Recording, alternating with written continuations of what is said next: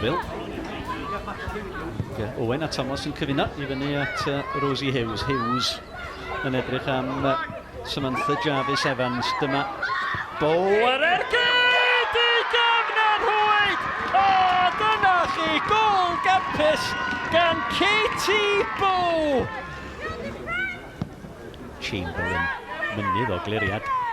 Bucari, yr ail beniad, yn disgyn i rif deg, Kylie Nolan. Mae'n gyfle fan Nolan! O, dyna chi dacl. Nolan! Ar bel i gefn yr Hwyd. Kylie Nolan yn union i'r sgôr. 8 munud o'r gêm wedi chwarae. Molly Jones, dyma Nolan. Nolan dan bwysig yn Colville.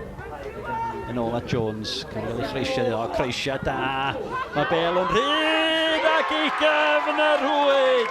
A Shannon Evans yn manteisio ar gamgymeriad yn yr amddiffyn gan Llandudno.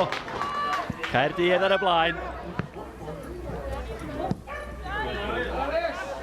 Colville yn ei gwylio hi, Shannon Evans ar ei holi Evans!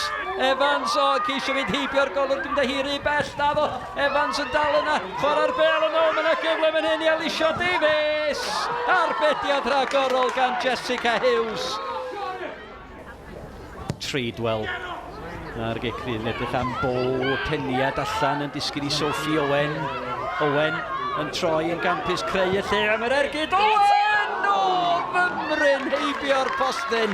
Sophie Owen, munud i fynd tan yr egwyl. O, oedd hi mor agos. Higgins ar ei ôl, a Shannon Evans drwaf yn y gyfle fan hyn i Evans i selio hi.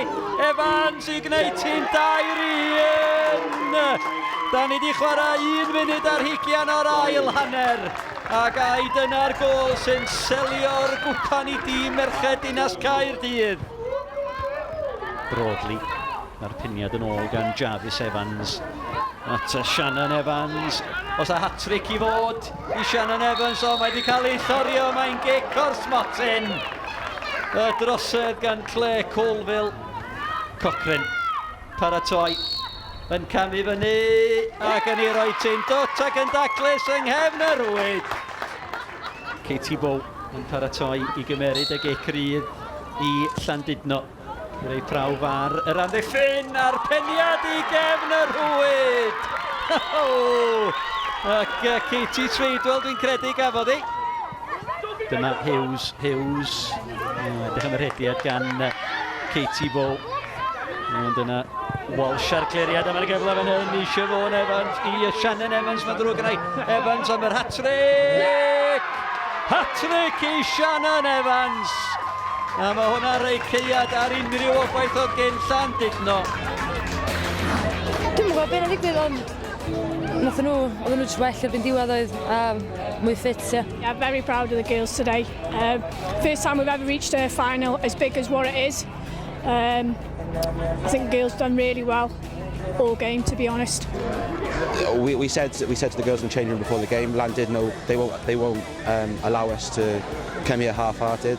And all the games that we've played against Llandudno have been highly contested, but like we've been lucky enough to run away with it in the final stages of the game today. A dyma hi, Siobhan Walsh, y capten, ar y chwith yn y fan yna, yn barod i dderbyn y tlws. Yn cael ei gyflwyno i Siobhan Walsh, capten merched Dinas Caerdydd. Nhw ydi enillwyr Cwpan Merched Cymru 2016. Llongyfarchiadau mawr iddyn nhw.